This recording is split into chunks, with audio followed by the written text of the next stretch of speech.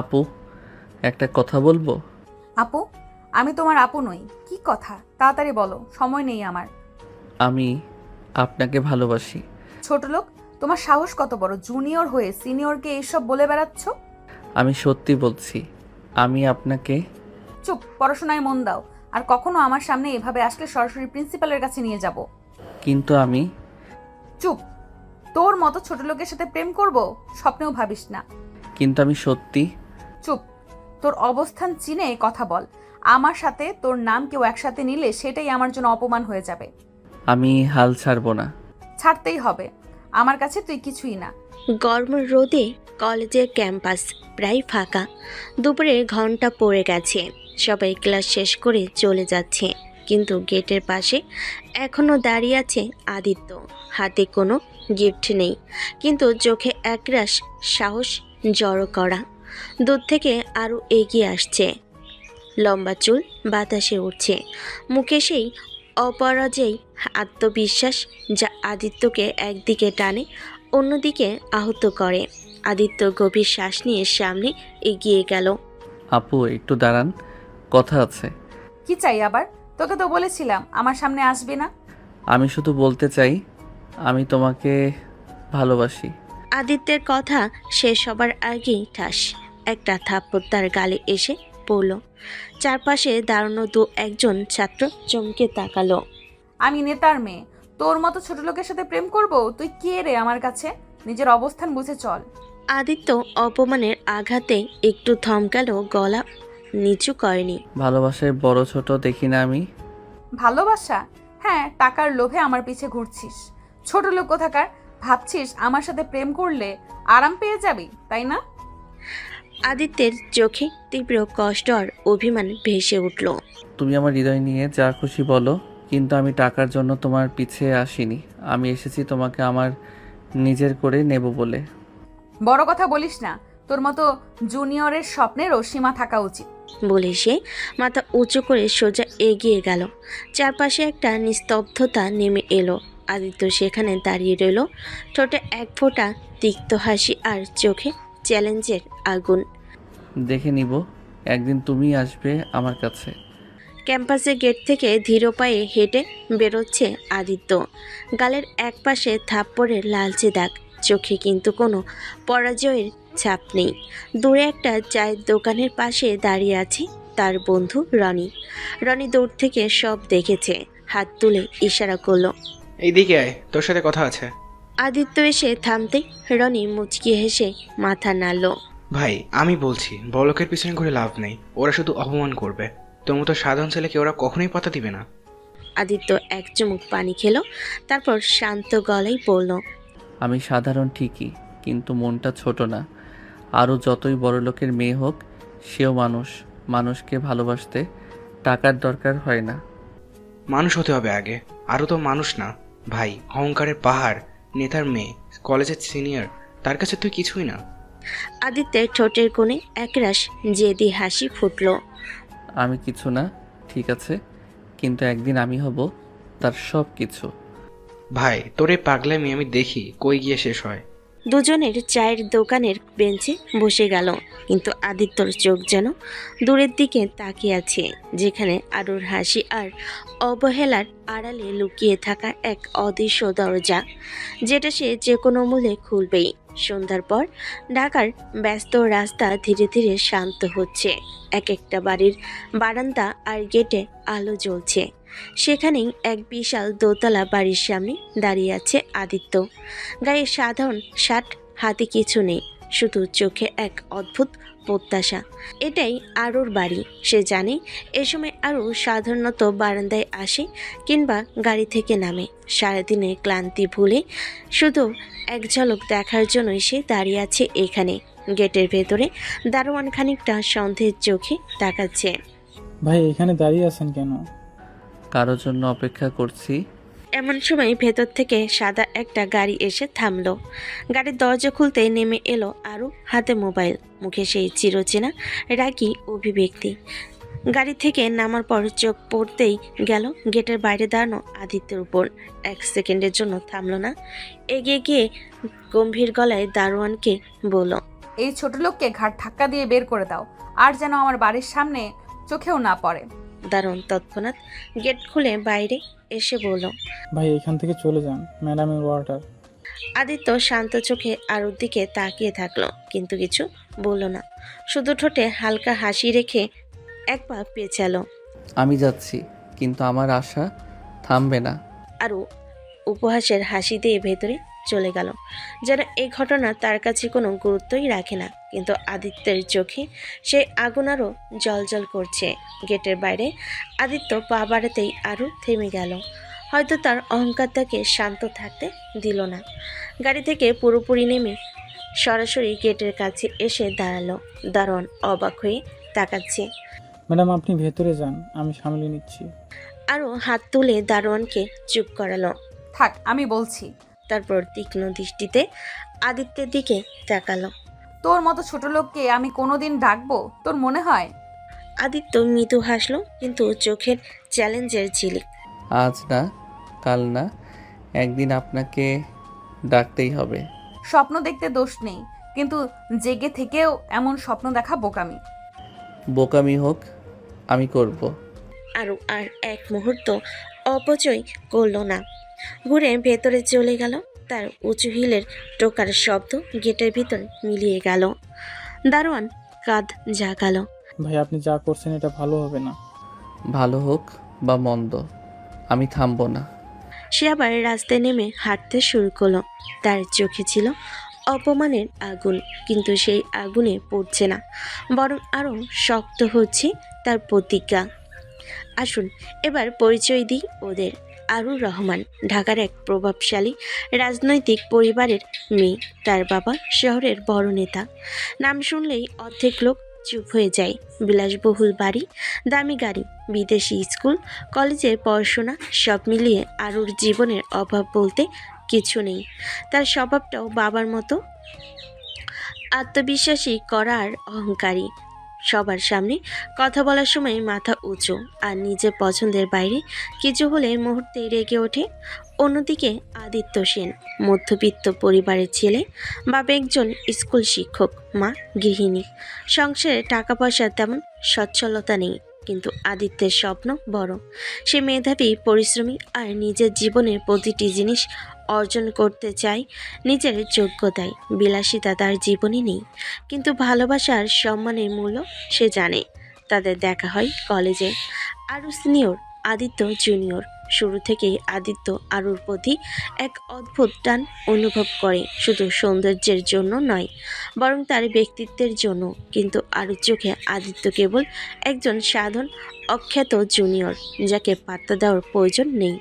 পরের দিন বিকেলে কলেজের ক্যান্টিনে বসে আছে আরু। টেবিলে ফ্যান্সি কফির কাপ, হাতে মোবাইল, চোখে বিরক্তি। ঠিক তখনই তার বান্ধবী নিশা হেসে হেসে এসে পাশে বসলো। শোন, তোকে একটা কথা বলি। কি খবর? তোকে নাকি কোন ছোট লোক প্রপোজ করছে। কাল কলেজের সবাই এই নিয়ে কথা বলছে। আর হঠাৎ মোবাইল রেখে সোজা হয়ে বসলো, মুখে স্পষ্ট রাগের ছাপ। কোনো ছোট লোককে পাত্তা দেওয়ার সময় আরুর নাই, এই কথাটা যেন মনে রাখিস। নিশা, আমি কারো কাছে যাই না, মানুষ আমার কাছে আসে। আরে বুঝলাম, কিন্তু ছেলেটা নাকি সিরিয়াস। কাল তো গেটের বাইরে দাঁড়িয়েও ছিল তোর জন্য। আজ আবার দেখলে সরাসরি গার্ড দিয়ে বের করে দিব। এত রাগ করলে তো প্রেম করার চান্সই থাকলো না। আমি প্রেম করবও না ছোট লোকের সাথে। আমার লেভেলের মানুষই আমার লেভেলের কথা বলবে। নিশা হেসে মাথা নাড়ল, কিন্তু ভেতরে ভেতরে ভাবলো, দেখি না এই অহংকার কবে ভাঙে। কলেজের লাইব্রেরি প্রায় ফাঁকা। বিকেলের আলো জানালা দিয়ে ঢুকে বাইরে বইয়ের তাকের উপর ছায়া ফেলছে। এক কোণে বসে বই খুঁজছিল আরু। সাদা শার্ট, কালো জিন্স, চুল একপাশে বাঁধা। তার চোখে সেই স্বভাবসিদ্ধ গম্ভীরতা, যেন চারপাশের কোনো কিছুই তাকে ছুঁতে পারে না। এমন সময় পাশের তাকের আড়াল থেকে বেরিয়ে এলো আদিত্য। চোখে আগের দিনে চ্যালেঞ্জ, মুখে কোনো দ্বিধা নেই। ধীরে ধীরে এগিয়ে গিয়ে আরুর পথ রোধ করলো। কি আবার পথ আটকালেন কেন? আদিত্য এক মুহূর্ত দেরি করলো না, হাত বাড়িয়ে তার কবজি চেপে টেনে নিল কাছে। আর পরের সেকেন্ডে ঠোঁটে ঠোঁট ডুবিয়ে দিল। সবকিছু এত দ্রুত ঘটল যে আরও প্রথমে হতবাক হয়ে গেল, তারপর ঠাস একটা জোরে থাপ্পড় আদিত্যের গালে। তোর মতো ছোট লোকের সাহস হলো কিভাবে আমাকে টাচ করার? ভালোবাসা কখনো অনুমতি নিয়ে আসে না আরু। আমার সাথে আর একবার এমন করলে কলেজ থেকে তোর নাম কেটে দিব। মনে রাখিস, আমি নেতার মেয়ে, তুই আমার সমান হতে পারবি না কোনোদিন। সমান হতে নয়, তোমার হৃদয় জিততে এসেছি। আরও ব্যাগ কাঁধে তুলে চলে গেল, কিন্তু মুখে রাগের আড়ালে একটু হলেও অস্থিরতা লুকোতে পারল না। আর ঢুকলো তার বিলাসবহুল বাড়িতে। দরজা গুঞ্জন করে বন্ধ হলো। ঘরের আলো মিলান, কিন্তু আরও চোখের আগুন যেন ঘরের প্রতিটি কোণা জ্বালিয়ে দিয়েছে। সে নিজের রুমে দরজা দিয়ে ভিতর ঢুকলো, হাত গুছিয়ে দাঁড়িয়ে রাখে, ফুঁসতে ফুঁসতে নিজের মুখে বলল, ছোট লোক আমাকে টাচ করার সাহস কিভাবে পেল? আমার মতো নেতার মেয়েকে ছুতে চায়? আমার মতো নেতার মেয়েকে ছুতে চায়? মিররের সামনে এসে মুখের অভিব্যক্তি দেখে নিজেই অবাক হলো। ঠোঁট কাঁপছে, চোখে অজানা ব্যথার চাপ, কিন্তু গর্ব তো আছে। নিজের অবস্থান সম্পর্কে সে একদম স্পষ্ট। আমি কাউকে দেব না, কোনো সাধারণ ছেলের কাছে আমার সম্মান বিক্রি করব না। আরও বসলো সোজা বসার চেয়ারটাতে, হাত দিয়ে মাথাটা চেপে হলো। তুই ভাবছিস আমি ভয় পেয়ে যাব? ভাবিস আমি সহজে মিষ্টি হয়ে যাব? কেউ মিথ্যা হাসি দিয়ে আমার মন জয় করবে? হাহ, কখনোই না। তার কণ্ঠ থেকে গভীর প্রতিজ্ঞা ঝরে পড়ল। আমি হচ্ছি নেতা পরিবারের মেয়ে, আমাকে ভালোবাসতে গেলে তার লেভেলে থাকতে হবে। ঘরটা তার রাগ আর অহংকারে মুখরিত। আরুর মনে একটাই কথা ঘুরপাক খাচ্ছিল, আদিত্য, তোর জন্য এই যুদ্ধ শুরু। কলেজের মিলনায়তনে ছাত্রছাত্রীরা জমায়েত হয়েছে। অনেকেই হট্টগোল করছিল, কেউ কেউ ফাঁকি দিয়ে ক্লাস থেকে বেরিয়ে এসেছে। আলোয় ঝলমল করছে। মাঝখানে দাঁড়িয়ে আদিত্য নিজের মনের কথা বলতে প্রস্তুত। আমি তোমাকে ভালোবাসি আরু। ভালোবাসা এমন একটা অনুভূতি যা কাউকে ছোট বা বড় করে না। আমি চাই আমাদের দুজনের মধ্যে কোনো বাধা না থাকুক। তার কথায় সবাই চুপ হয়ে গেল, কেউ অবাক, কেউ উত্তেজিত। ঠিক তখনই আরু এগিয়ে এসে হঠাৎ তার হাত আদিত্যর গালে সজোরে থাপ্পড় লাগে। সবাই চমকে উঠল। তোর লজ্জা নাই? কুকুরের মতো আমার পেছনে ঘুরছিস আর ভালোবাসার কথা বলছিস? ছাত্রছাত্রীদের মাঝে ফিসফিসানি শুরু হলো। কেউ কেউ হাসছিল, কেউ কেউ অবাক হয়ে তাকিয়েছিল। ভালোবাসার জন্য লজ্জার কোনো জায়গা নেই আরু। আমি জানি আপনি আমাকে না করলেও আমার মন তোমার জন্য থেমে থাকবে। মন থামলেও আমার হাত থামবে না। আমার সামনে আর কখনো আসিস না। সে গম্ভীর হয়ে সেখানে থেকেই উঠে গেল। সবাই যেন কিছু বুঝতে না পেরে অপেক্ষা করছিল পরবর্তী ঘটনার জন্য। আরও ঘরের দরজা গুঞ্জন করে বন্ধ করে দিল। বড় মাল্টি টিভির সামনে বসে থাকা বাবার দিকে তাকালো, যিনি নিউজ চ্যানেল দেখে রোজকার রাজনৈতিক খবরের মাঝে ডুবে আছেন। বাবা, আজ কলেজে একটা ছোট লোক আমায় ডিস্টার্ব করলো। বাবার চোখ বড় হয়ে গেল। সে রিমোট নিচে ফেলে রাখলো এবং ধপ করে উঠে বসলো। কি বলছিস ছোট লোক? হ্যাঁ বাবা, ও আমার গালে হাত দিয়ে আমাকে টাচ করলো, আমার সম্মান লঙ্ঘন করলো। ওর নাম? আদিত্য এক সাধারণ মধ্যবিত্ত পরিবারের ছেলে, কিন্তু আমার জন্য। আরেকবার যদি ওর মতো কেউ তোমাকে অপমান করে আমি ব্যক্তিগতভাবে দেখে নেব। তুমি ভয় পাবে না? আমি তো ভয় পাই না বাবা, কিন্তু ও যেন বোঝে আমি নেতার মেয়ে। ঠিক আছে, আমি কাজ করব। ওর প্রতি তুমি ধৈর্য ধরো, বাকিটা আমার দেখো। ধন্যবাদ বাবা। বাবার চোখে এমন গর্জনার শাসনের আগুন জ্বলছে। রাতের আধারে শহরের এক শান্ত গলি। আদিত্য একা হাঁটছে, মনে অনেক চিন্তা। হঠাৎ কয়েকজন গা ধরা লোক সামনে এসে দাঁড়ালো। তাদের চোখে রাগ আর হিংসার আগুন ঝলকাচ্ছে। তুই আরু ম্যাডামকে ডিস্টার্ব করিস? আমি ভালোবাসি, আমি কাউকে ভয় পাই না। দেখ, আজকের দিনের কথা মনে রাখিস। একজন হাত তুলে মারতে গেলে আদিত্য দ্রুত পিছনে সরে গিয়ে ঠেকিয়ে দিল। আমাকে মারলে তোমার নেতার বদনাম হবে। লোকেরা একটু পিছিয়ে গেলেও রাগে ভরা চোখে তাকিয়ে আছে। সে সময় পাশ দিয়ে যাচ্ছিল তার বন্ধু রনি, যিনি দেখে বুঝতে পারল পরিস্থিতি খারাপ হতে চলেছে। কি চলছে এখানে?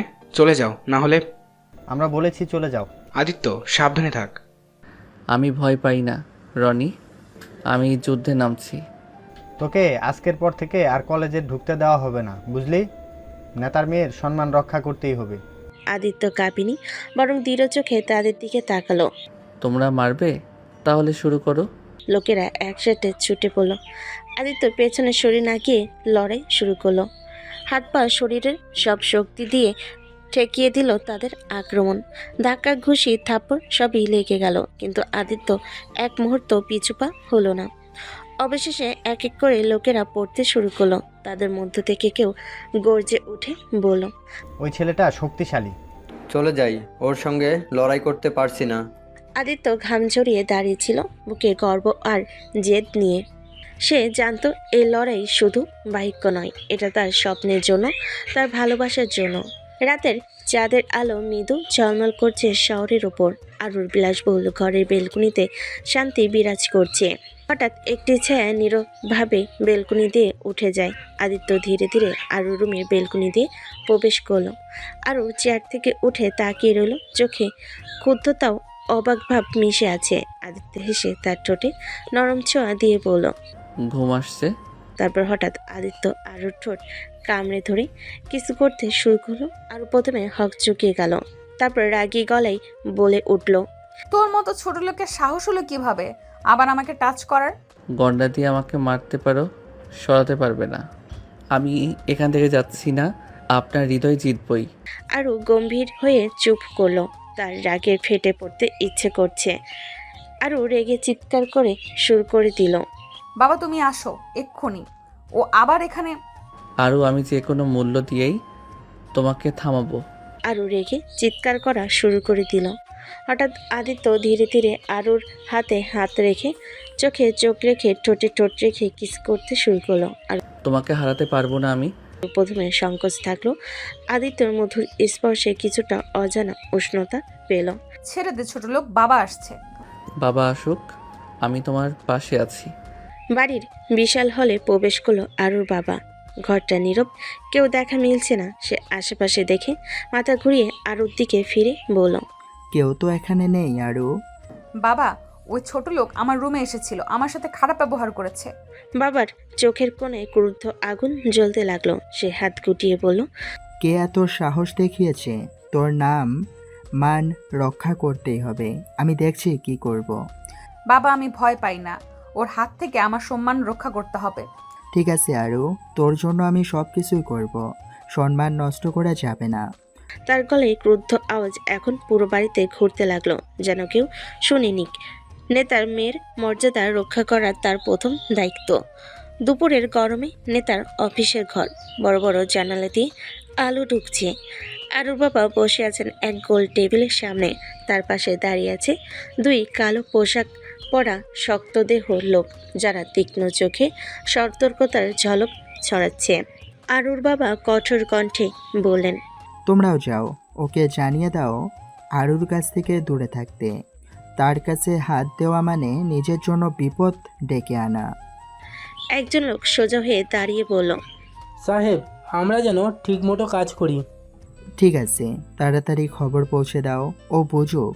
সে যদি আরুর কাছ থেকে দূরে না থাকে, আমরা ওকে শেষ করে দেব। লোকেরা মাথা নেড়ে সম্মতি দিল।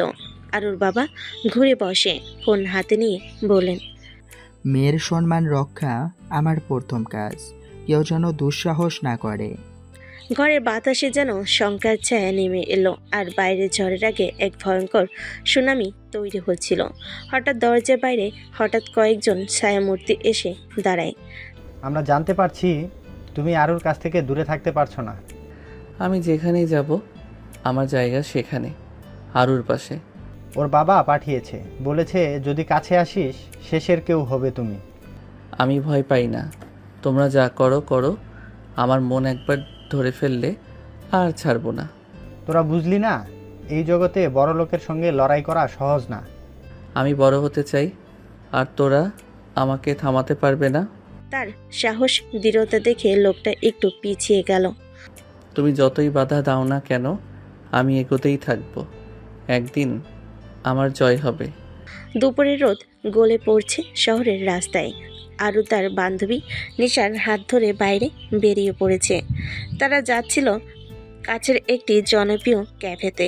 একসাথে গল্প করবে, হাসবে আর বিশ্রাম নেবে। আরও আজ একটু ফাঁকি দেই, একটু মজা করব। ঠিক আছে, তবে খুব বেশি ঝামেলা করবে না। তারা হেঁটে যাচ্ছিল, চোখে আলোর ছটা, মনের মাঝে একটা অজানা উত্তেজনা। দূরে এক ছায়া ধীরে ধীরে তাদের পেছনে চলতে থাকলো, যেটা আদিত্য। সে নীরব ছায়ার মতো, কিন্তু চোখে আগুন জ্বলে। আজ তোমার পেছনে যাব, দেখব কোথায় তুমি যাও আর কি করো। আরও নিশার সঙ্গে কথা বলছে, হাসছে। হঠাৎ নিশার ফোন বেজে উঠল। সে উঠে একটু দূরে গিয়ে ফোনে কথা বলতে শুরু করলো। আদিত্য যা আগে থেকে অপেক্ষা করছিল, চুপচাপ উঠে আরুকে টেনে নিয়ে গোপনের এক কোণে আড়ালে গেল। আদিত্য আরুর চোখে চোখ রেখে বলল, কি করছিস? ছেড়ে দে আমাকে। একটু কথা বলি তো তোমার সঙ্গে। আমি তোর সঙ্গে কথা বলবো না। তোমার সাহস হলো নিশার সামনে আমাকে টেনে নিয়ে যাওয়ার? আমি যা চাই করব। তোর মতো ছোট লোকের সাহস কোথা থেকে আসলো আমার পেছনে পড়ে থাকার? আদিত্য আরুর চোখে চোখ রেখে বলল, আমার সাহস একটু বেশি, আমি সহজে ছাড়বো না। আরু তার পেছনে কাঁধ বেঁধে দ্রুত সরতে লাগলো। পেছনে তাকালো না। রাগ আর অহংকারে মুখ লাল। হঠাৎ আদিত্য এক পা এগিয়ে এসে তার হাতে হাত রাখলো, শক্ত করে ধরলো। ছেড়ে দে, আমি যেতে চাই। তোমাকে যেতে দেব না আমি। আরু চোখ দিয়ে তার গলা, ঠোঁট, মুখের দিকে তাকিয়ে থেমে গেল। তার গলায় কাঁপন আসলো, মনে হলো কিছুটা দ্বিধায় পড়েছে। আদিত্য ধীরে ধীরে আরুর ঠোঁটে ঠোঁটে কিস করলো। আরু প্রথমে একটু প্রতিবাদ করলো, কিন্তু পরে সেই কিসে থেমে গেল। তার রাগ কিছুটা মিশে গেল মিষ্টি অস্বস্তিতে। তোমার জন্য আমি সব করব। আরও ছেড়ে দে, আমি সহজে হার মানবো না। সেই গর্বে আমি ভেঙে দেব। দুজনে চোখে চোখ রেখে সেই মুহূর্ত যেন একটা নতুন গল্প শুরু হলো, যেখানে প্রেম আর লড়াই মিশে আছে। ক্যাফের আঙ্গিনায় ঘিরেও বসলো আরু আর নিশা। নিশা অবাক চোখে আরুর মুখের দিকে তাকালো। তোর ঠোঁটে কি হলো? ফুলে গেছে কিভাবে? কিছু না, একটু দরজায় ধাক্কা লেগেছে। নিশার মনে একটা সন্দেহ জাগলো, কিন্তু সে কিছু বলেনি। ভেতরে ভেতরে আরু আদিত্যকে গাড়ি দিল। এই ছোট লোক কেমনে সাহস পায় এমন করতে? তোকে বুঝতে পারছি না, কিছু কি হয়েছে? সব সময় সব কথা বলতে হয় না। ভেতরে ভেতরে আরু আদিত্যকে গালি দিল। পরের দিন আদিত্য গেটের সামনে অপেক্ষা করছে আরুর। সে আসতেই আদিত্য আবার বলল, আপনি কেন আমাকে ভালোবাসছেন না? আমার তোকে পছন্দ না। কেন? আমার লেভেলের সাথে তোর যায় না। আমি নেতার মেয়ে, আর তুই শুধু সাধারণ একটা ছোট লোক। ভালোবাসায় লেভেল হয় না আরও, আমি তোমাকে প্রমাণ করব। প্রমাণ করিস, দেখবো কত দূর যেতে পারিস। রাতের অন্ধকারে শহরের এক ছোট্ট ক্যাফেতে বসে আছে আদিত্য আর তার বন্ধু রনি। বাইরে ঝরছে ঝিমঝিম বৃষ্টি, আর ক্যাফের মৃদু আলো তাদের মুখোমুখি যেন আলো জ্বেলে দিয়েছে। রনি এক গ্লাস কফি হাতে নিয়ে মুখটা লুকিয়ে হাসতে হাসতে বলল, ভাই তুই এভাবে পিছনে ঘুরে লাভ নেই, ও তো তোকে মেনে নিবে না, জোর করে বিয়ে করে ফেল। রনি, তুই জানিস তো আরও কত বড় নেতার মেয়ে। ঠিক আছে, বলো হলে কি হয়েছে, ভালোবাসা তো বাড়তি পাওয়া। যখন বিয়ে হয়ে যাবে তখন তো স্বাভাবিকভাবে ভালোবাসা তৈরি হবে। তোর কথা শুনে মনে হচ্ছে তুই প্রেমের বদলে বিয়ে করিয়ে দিচ্ছিস। প্রেম আর বিয়ের মধ্যে তো অনেক সময় পার্থক্য থাকে। তুই যদি বিয়ে করে ফেলিস, দেখবি উল্টো ওরই ভালো লাগা শুরু হবে। যে ভালোবাসা জোর করে আসে তা কি সত্যি ভালোবাসা হতে পারে? ভাই তুই এমন ভাবিস কেন? একবার চেষ্টা কর, এই টার্ন দিয়ে ওর মন জিতবি, আর না পারলে আমাকে গালি দিবি, আমি সহ্য করব। ঠিক আছে, তোর কথায় একবার ভাববো, তবে সেটা খুব কঠিন হবে জানি। কঠিন আর কি, ভালোবাসা না থাকলে বিয়েটা ঝামেলা ছাড়া আর কিছুই না। হয়তো রনির কথায় একটা মিশন আছে, কিন্তু আমার নিজের পথ হাঁটতেই হবে। সকালবেলা আরু ব্যাগ নিয়ে ভার্সিটির সামনে দাঁড়িয়ে। চারপাশে ব্যস্ততা, বন্ধুরা আসা যাওয়া করছে। হঠাৎ আদিত্য এসে পেছন থেকে তার হাতে হাত বুলিয়ে কিছু না বলে তার হাতটা শক্ত করে ধরল। ছেড়ে দে, কি করছিস? কিন্তু আদিত্য কোনো কথা না বলে তুলে নিয়ে যেতে লাগলো। আরও কিছু বলার আগে সে ধীরে ধীরে তাকে গাড়িতে বসালো। তোর সাহস হলো কিভাবে আমাকে তুলে নিস? কিন্তু আদিত্য কোনো উত্তর দিল না। গাড়ি ছুটতে লাগলো। আরুর মনে অদ্ভুত উত্তেজনা আর একটু অস্বস্তি লাগতে লাগলো। কাজী অফিসে পৌঁছে আদিত্য আরুকে নেমে যেতে বলল। কাজী অফিসের দরজা খুলতেই আরু অবাক হয়ে গেল। সেখানে অপেক্ষা করছিল আদিত্যের বন্ধুরা। তুমি এসব কি করছো? আজ আমাদের বিয়ে হবে। কাজী অফিসের সামনে হল ঘরটা সাজানো, চারপাশে ফুল আর বাতাসে মিষ্টি গন্ধ। সবাই একটু উত্তেজিত, কিন্তু আরুর চোখে মিশে আছে অবাক বোধ আর একটু সন্দেহ। আজ আমাদের বিয়ে হবে আরু। তুই কি ভাবছিস আমার কি তোর মতো ছোট লোকের সঙ্গে বিয়ে করার শখ হয়েছে? আমি জানি এটা হঠাৎ, কিন্তু ভালোবাসার জন্য যা ভালো তাই করব আমি। আমার নাম মান তোকে দিয়ে বিক্রি করব না। ওদের চারপাশে সবাই চুপ হয়ে যায়। আরও নিজের রাগ ধরে রাখতে পারে না। সে ঘুরে দাঁড়িয়ে চলে যেতে চায়, কিন্তু আদিত্য তার হাত ধরে টেনে ধরে রাখে। তুই পালিয়ে যেতে পারবি না আরু, এটা আমাদের নতুন শুরু। আমি তোর মতো কাউকে কখনো স্বামী হিসেবে মানবো না, বানাবোও না। আরও তখনই দূরত্ব হলের বাইরে বেরিয়ে যায়, কিন্তু তার পেছনে আদিত্যের একটাই কথা গর্জন করে। আমি ভালোবাসার জন্য লড়ব যতক্ষণ না রাজি হবে। আদিত্য আরুকে জোর করে ঘোরালো এক পুরনো রুমের দিকে। দরজাটা পেছন থেকে বন্ধ করে দিল। তোর সাহস কিভাবে হলো আমাকে এভাবে টেনে নিয়ে আসার? আমাকে ছেড়ে দে। ছাড়বো না আমি আরু। সে ধীরে ধীরে আরুর চোখে চোখ রেখে আগের মতো তার ঠোঁটে ঠোঁট ডুবিয়ে দিল। আরু হকচুকে পিছিয়ে যেতে চাইল, কিন্তু আদিত্য তার হাত শক্ত করে ধরে রাখলো। তুই কি ভাবছিস আমার সম্মান দাগি করছিস? বিয়ে না করলে আমি তোমার বাবার মান সম্মান নষ্ট করে দেব। আরু চোখ বড় করে তাকালো। তার মুখ থেকে গলা কাঁপতে লাগলো। তুই ভুল করছিস। আমি কখনো তোর মতো ছোট লোকের কাছে হার মানবো না। তাহলে দেখবে আমি ভালোবাসার কাছে হার মানাবো না। রুমের চারপাশ যেন থমকে গেল। দুজনের মধ্যে বাতাসে উত্তেজনা, রাগ আর আবেগের মিশ্রণ ছড়িয়ে পড়ল। রুমের কোণে আদিত্য চেহারা গম্ভীর করে আরুর চোখে চোখ রেখে বলল, তোমার নেতা বাপের অপকর্ম যদি আমি মানুষের সামনে তুলে ধরি, তুমি বাঁচাতে পারবে তাকে? আরু প্রথমে গর্বে মাথা উঁচু করে থাকলো, কিন্তু আদিত্যের কথা ভেতরে ভেতরে একটা আতঙ্ক জাগালো। যদি ও সত্যি বলে দেয় তাহলে বাবা আর কিছুই করতে পারবে না। আরু মুখে কিছু না বলে শুধু চোখ নামিয়ে ফেলল। তাই ভাবো বিয়ে না করলে? আরুর গলা আটকে গেল। সে হঠাৎ চুপচাপ হয়ে গেল। রুমের মধ্যে নীরবতা ছড়িয়ে পড়ল, যেখানে ভয় আর দ্বিধা জড়িয়ে গেল একাকার হয়ে। রুমের গহীনে আদিত্য ধীরে ধীরে আরু ঠোঁট কামড়ে চুমু দিল। ঠোঁটের সংবেদন অনুভব করলো। আরু প্রথমে হকচকিয়ে পিছিয়ে গেল, কিন্তু আদিত্য দৃঢ় চোখ দেখে সে থেমে গেল। উপায় নেই আরু, রাজি হওয়া ছাড়া তোর আর কোনো পথ নেই। আরু গর্বে কিছু বলতে চাইল, কিন্তু মুখ থেকে শব্দ বের হলো না। সে কেবল চুপচাপ দাঁড়িয়ে রইল। মনে হলো তার মন একটি অজানা জোরের কাছে বশীভূত হয়ে গেছে। আদিত্য আবার একবার কিস করে বলল, এবার আর পালানোর দরকার নেই। রুমের ভেতর শোনা গেল শুধু তাদের নিঃশ্বাসের শব্দ, আর এক অপরের চোখে চোখ রেখে সে লড়াই শুরু হলো, যেখানে প্রেম আর অধিকার একসাথে লড়ছে। রুমের মধ্যে বাতাস জমে উঠেছে, উত্তেজনা যেন স্পর্শ করে যাচ্ছে। আরুর চোখ জলজল করে আদিত্যকে দেখে বলল, আমাকে বিয়ে করতে নিজের বিপদ নিজেই ডাকলি।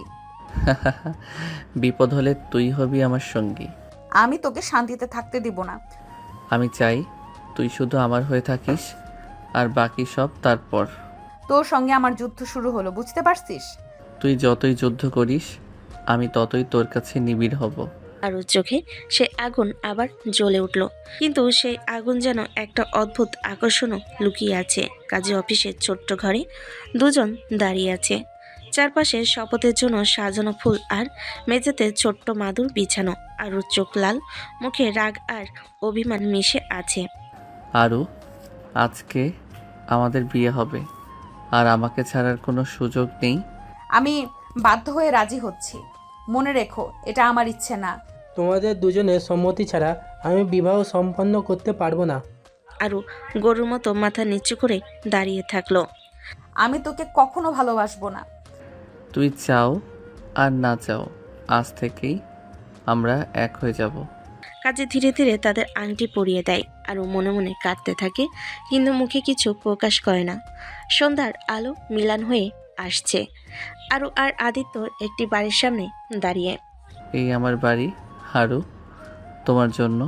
আরও চোখ বড় করে চারপাশ দেখে ছোট্ট একটা বাড়ি, এখানে আরও কিভাবে থাকবে? তোদের মতো ছোট লোকদের সাথে আমার থাকা সম্ভব না। কেন? আমি নেতার মেয়ে, আমি ছোট লোকদের থাকার জন্য তৈরি নই। ছোট লোক হলেও আমার সম্মান আছে, আর তুই সেটা বুঝতে পারিস না। যার টাকা নেই তার সম্মান নাই। টাকা দিয়ে মানুষকে না কিনে ভালোবাসা দিয়ে মানুষ জেতা যায়। আমি তোদের মতো কেউ আমার জন্য কিছু করতে পারবে না। ওটাই দেখি তুই কতটা সাহস দেখাস। আরও চোখে আগুন জ্বলে উঠল, কিন্তু ভিতরে একটা অজানা অসহায় ভাব ছিল। সন্ধ্যার সোনালি আলো ছড়িয়ে পড়ছিল বাড়ির বাগানে। বড় বড় গাছের নিচে দাঁড়িয়েছিল আদিত্য আর আরু। তারা ধীরে ধীরে গেট দিয়ে বাড়ির ভিতর প্রবেশ করলো। বাড়ির দরজা খুলতেই স্বভাবতই আদিত্যর মা শাড়ি পরিহিত মধ্যবয়সী এক নারী সামনে এসে দাঁড়ালেন। তার চোখে বড় হয়ে গেল আরুকে দেখে। তুমি কে? মা, আমি নেতার মেয়ে, বিয়ে করছি। মায়ের চোখ আরো বড় হয়ে গেল। ঠিক তখনই আদিত্যর বাবা আফজল সাহেব বাড়িতে এসে উপস্থিত হলেন। তার মুখে অবাক হওয়ার ছাপ। নেতার মেয়ে? হ্যাঁ, আরও আমার বউ। তুমি কি ভেবে এই লেভেলের মেয়েকে বিয়ে করেছো? মা, ভালোবাসার লেভেল দেখে হয় না। এটা আমাদের জন্য অনেক বড় ব্যাপার, ছেলেকে বুঝতে হবে। আপনার ছেলে আমাকে জোর করে বিয়ে করেছে, আমি মানি না এই বিয়ে। আদিত্যদের ফ্যামিলি লিভিং রুমে উত্তেজনার বাতাস বইছে। আর চোখ লাল, হাত তুলে ঘরের আসবাবপত্র আঘাত করতে লাগলো। আমি কিছুতেই এই ছোট লোককে মানব না। সোফার গায়ে আঘাত, পাশে রাখা ফুলদানি পড়ে গিয়ে ভাঙে। আদিত্যর মা বাবা বিস্ময়ে মুখ দেখতে লাগলেন। আরে এমন করছো কেন? আমি এসব মানতে পারবো না। শান্ত হও, এসব কিছুই সমস্যার সমাধান না। আমার লেভেলের জন্য ও একেবারেই মানানসই না। আরু, আমি চাই শান্ত হও। আমি তোকে কখনো স্বীকার করব না। মা আর বাবা একসঙ্গে মুখ ভার করে একে অপরের দিকে তাকলেন। এটা শুরু মাত্র, কঠিন পথ আমাদের অপেক্ষা করছে। রাত গভীর। আরুর বাড়ির আঙ্গিনায় হঠাৎ করে পুলিশের গাড়ি এসে থামলো। আরুর বাবা গম্ভীর মুখে গাড়ির দরজা খুলে বেরিয়ে এলেন। তোমরা কি ভাবছো আমার মেয়ের বিয়ে করেছো আমি ছেড়ে দিব? স্যার, আমরা আইনের অনুযায়ী ব্যবস্থা নিব। আমি আরুর স্বামী এবং বিয়ে সম্পূর্ণ আইনি। এটা মেনে নেব না, তোমাদের সঙ্গে লড়াই করব। সবার সঙ্গে আইনি প্রক্রিয়া অনুসরণ করব স্যার। ঘরটা হঠাৎ চাপা উত্তেজনায় ভরে গেল। কেউ কারোর দিকে ঠেলা দিচ্ছে, কিন্তু কেউ শান্ত হচ্ছে না। আদিত্যের বাবা রবীন্দ্র আর মা জয়ন্তী দুজনেই গম্ভীর মুখ নিয়ে নেতার সামনে দাঁড়িয়ে। স্যার, আমরা বুঝি ব্যাপারটা তাড়াহুড়া করে হয়েছে? বিয়ে হয়ে গেছে, এখন আর ফিরিয়ে নেওয়ার উপায় নেই। আপনার কাছে বিনীত অনুরোধ, ওদের জন্য মাফ করে দিন। এই বিয়ে শুধু দুজনের ব্যাপারে না, এর প্রভাব অনেক বড়। আমরা সব দায়ভার নেব, কিন্তু দয়া করে আরু ও আদিত্যকে শান্তি দিন। নেতা কিছুক্ষণ চুপ থাকলো, তারপর বলল, আর পরিস্থিতি বুঝে আমি ব্যবস্থা নেব। ধন্যবাদ স্যার। আপনার সাহায্য ছাড়া আমরা কিছুই করতে পারবো না। আরু বাবার হাত ধরে উঠে দাঁড়ালো, চোখে আগুন জ্বলে। আমাকে নিয়ে চলো বাবা, আমি এই বিয়ে কিছুতেই মানব না। আরুর বাবা একটু নীরব থেকে তারপর কণ্ঠ কমিয়ে বলেন, বিয়ে যখন হয়ে গেছে তখন ফিরিয়ে আনা যায় না মা। আমি তোমাকে বলছি, আমি ওর সাথে থাকতে পারবো না। এটা মানিয়ে নিতে হবে, না হলে লোকে বদনাম করবে আমাদের। কিন্তু আমি কষ্ট পাবো বাবা। তোমার কষ্টের আগে পরিবারের সম্মান বড়, বুঝলে? আরুর চোখে অশ্রু জমে এলো, কিন্তু সে কিছু বলতে পারল না। ঘরটা যেন এক ফাঁকা নীরবতায় ডুবে গেল, যেখানে পিছু হটার কোনো জায়গা ছিল না। রাতের অন্ধকারে আদিত্য আরুকে ধরে নিয়ে গেল নিজের ঘরে, দরজা বন্ধ করে ফেলল। তুমি কি ভাবছো আমাকে এখানে জোর করে নিয়ে এসে কিছু করতে পারবে? শান্ত হয়ে শোনো আরু। তোর মতো ছোট লোককে আমি কখনোই মেনে নেব না। ছোট লোক বলে তুমি আমাকে ছোট করছো, কিন্তু আমি তোমাকে ভালোবাসি। আমি তোকে ঘৃণা করি, তোর সাথে থাকতে পারবো না। ঘৃণা করো, রাগ করো, কিন্তু আমি চলে যাব না। তুই আমার জীবন ধ্বংস করেছিস। আরু, জীবন কি শুধু সুখ আর আনন্দ? তার মাঝে লড়াইও আছে। আমি তোর পাশে থাকবো সব সময়। আমি তোর সঙ্গে থাকতে চাই না, বুঝলি? ঘরটা যেন তীব্র উত্তেজনায় আছে, জ্বলছে। দুজনের মাঝে রাগ আর আবেগের লড়াই চলছে, যেখানে একদিন অবিচল ভালোবাসা, অন্যদিকে অজানা প্রতিহিংসা। রুমের ভেতর আবেগের উত্তাপ গাঢ় হচ্ছে। আদিত্য ধীরে ধীরে আরুর হাত থেকে মুক্তি নিয়ে তার চোখে চোখ রেখে বলল, আরও আমি তোমাকে ভালোবাসি, আর তোমার এই রাগও আমার কাছে দামি। আরও চুপ করে থাকলো, তার চোখে ঝলসানো আগুন স্পষ্ট। আদিত্য ধীরে ধীরে আরুকে নিজের কাছে টেনে নিল, কোমল স্পর্শে তার ঠোঁটে ঠোঁট দিল। আরও হকচুকে সরে যাওয়ার চেষ্টা করলো, কিন্তু আদিত্য হাত ধরে ধরে রাখলো। তুই কি করছিস? আমার সম্মান কি কিছুই নেই তোর কাছে? হঠাৎ সে থাপ্পড় মেরে দিল আদিত্যর গালে। আদিত্য অল্প একটু ব্যথা অনুভব করলেও হাসি মুখে ফিরিয়ে নিয়ে বলল, তোমার এই রাগ আমার জন্য ভালোবাসার ভাষা। আরও তোর মতো বেহায়া মানুষ আমি জীবনেও দেখি নাই। আমি চাই তুই আমার হয়ে যাস, যতই রাগ করিস। রুমের ভিতর সেই মুহূর্তে শুধু তাদের নিঃশ্বাসের শব্দ শোনা যাচ্ছিল, আর দুজনের হৃদয়ে দ্বন্দ্ব চলছিল, ভালোবাসা আর গর্বের মাঝে। রুমের গাঢ় নীরবতা ছড়িয়ে পড়ল। আদিত্য আরুর হাত ধরে টেনে নিজের পাশে শুইয়ে দিল। আমাকে ছেড়ে দে। একবার গভীরভাবে আদর করব, তারপর যদি চাও উঠে পড়ো। তোর আদর আমার পছন্দ না। এর আগে অবচেতন মনের মতো ওভাবেই শুয়ে থেকে গেল। যতই রাগ করো, তোর কাছে থাকতে চাই আমি। আরও চুপ করে রাগে চোখ নামিয়ে রাখলো, মনটা একগুচ্ছ দ্বন্দ্ব দ্বারা আবেগে ভরা। আরও আমি জানি তুমি রাগ করছো, কিন্তু আমি ছাড়বো না। তুই আমার কাছে আসিস না। আমি তোমার পাশে আছি, তোমার ভালোবাসার জন্য। আরও রেগে উঠে হঠাৎ একটু ঠেলে দিল, কিন্তু আদিত্য পেছনে সরে গেল না। তোর রাগও আমার জন্য এক ধরনের ভালোবাসা।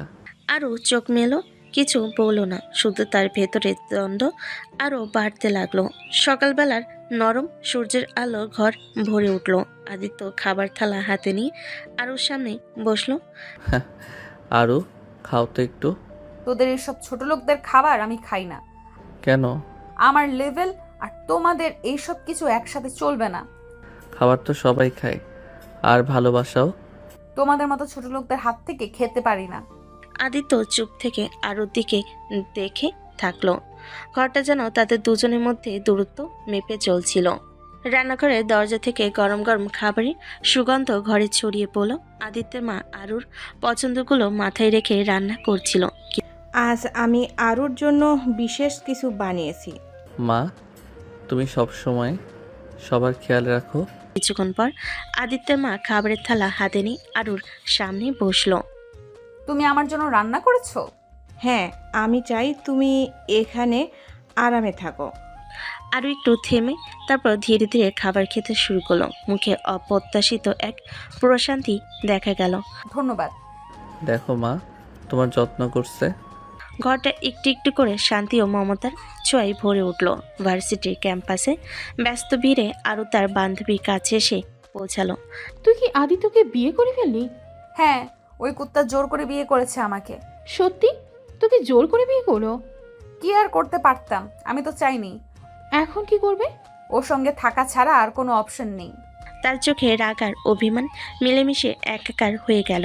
মৃদু আলোয় ক্যাম্পাসের বাইরে দাঁড়িয়ে আদিত্য ধীরে ধীরে আরুর পাশে এসে বলল, আরও চলো বাড়ি যাই।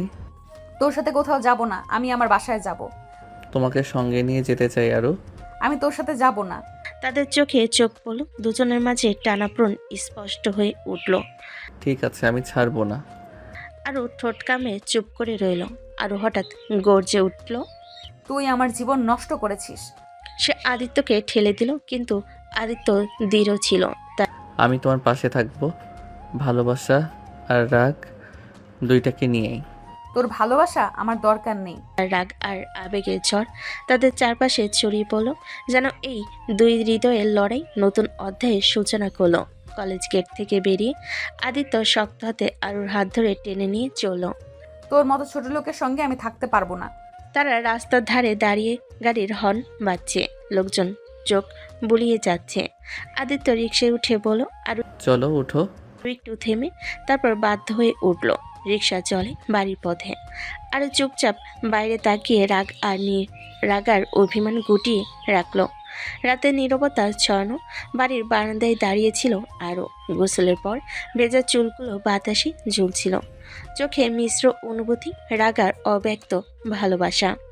আদিত্য চুপচাপ কাছে এসে ধীরে ধীরে আরও চুলে মুখ ডুবিয়ে আদর করলো।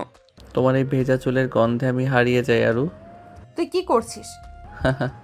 শুধু ভালোবাসা দেখাচ্ছি, তুমি রাগ করলেও। আরও একটু হঠাৎ হলো, ফিরে এসে মুখ কুঁচকে বলল, তোর আদর পছন্দ না, আমি এই রাগেই ভালো। তুই রাগ কর, আমি তোর পাশে থাকবো।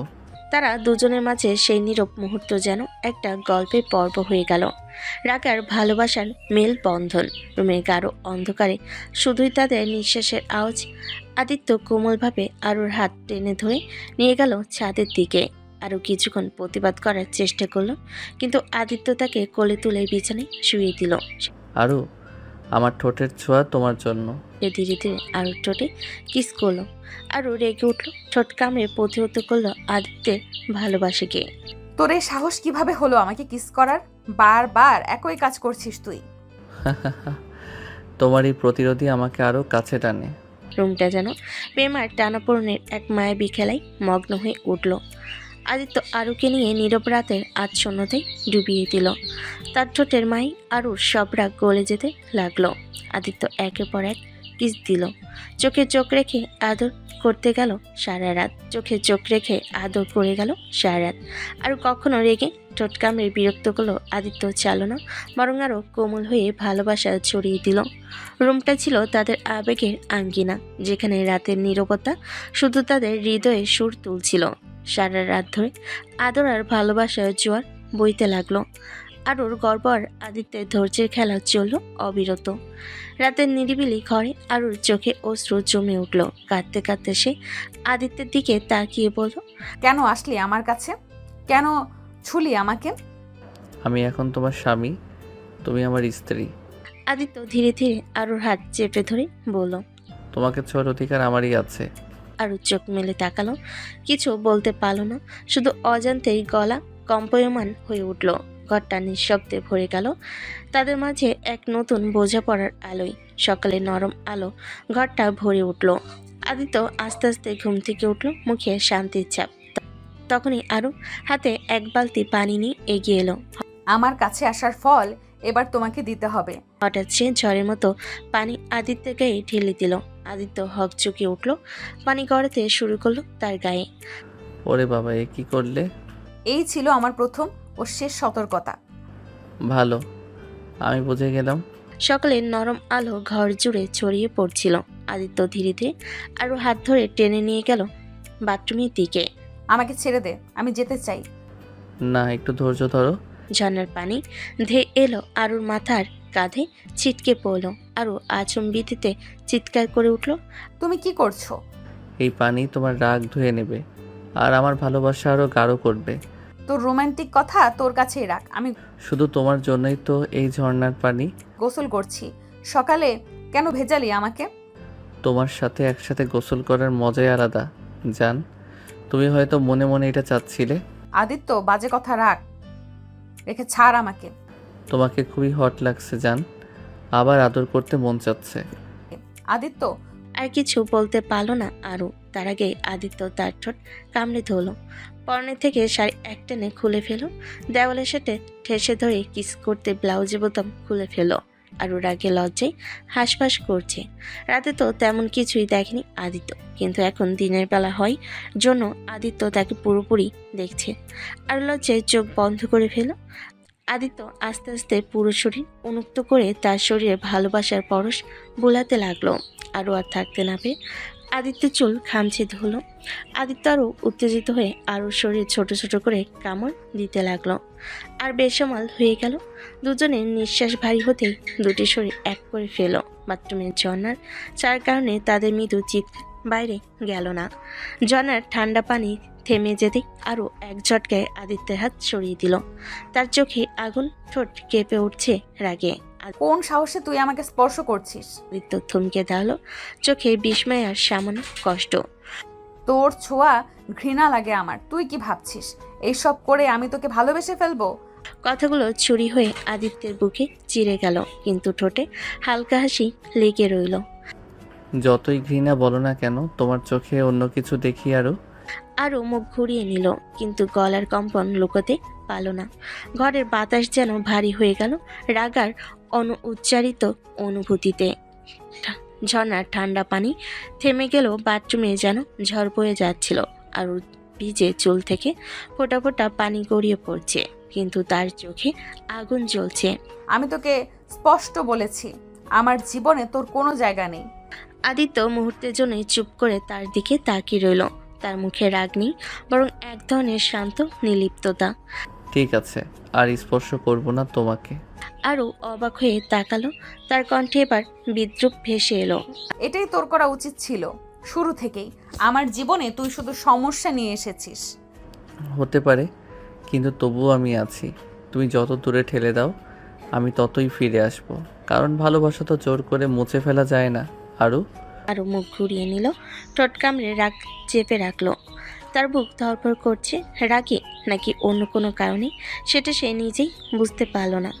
বাথরুমের বাইরে থেকে ঝিরিঝিরি বৃষ্টির শব্দ আসছে, কিন্তু ভেতরে দাঁড়িয়ে থাকা দুজনের মাঝে নীরবতার বৃষ্টি পড়ছে আরও গভীরভাবে। সকালে নরম রোদ উঠেছে, ঘরের ভেতর যেন একটু শীতলতা ছড়িয়ে আছে।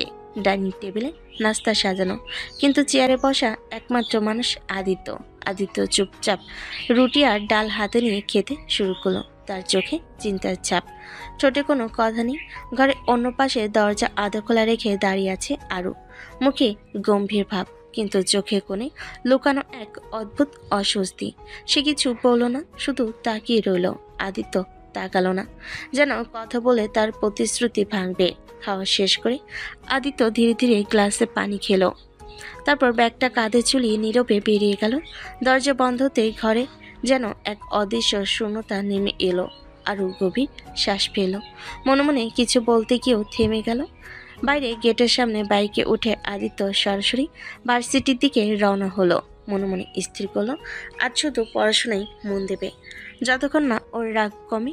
দূরে থাকাই ভালো। ভার্সিটির গেট দিয়ে ঢুকতেই চারপাশের কোলাহল যেন তাকে কিছুটা স্বাভাবিক করে তুলল।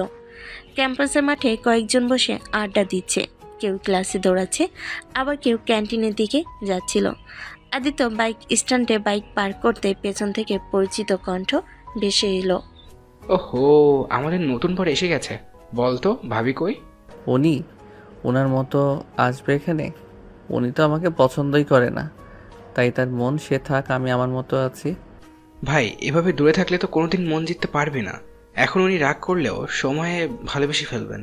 রাগ থাকলে কথা বলা যায়, কিন্তু যখন কেউ মনে ঠিক করে ফেলেছে যে আমি তার লেভেলের নই, তখন শুধু সময় নয়, ভাগ্যও লাগবে। ভাগ্য তোর সাথে আছে ভাই, কারণ তুই হার মানিস না।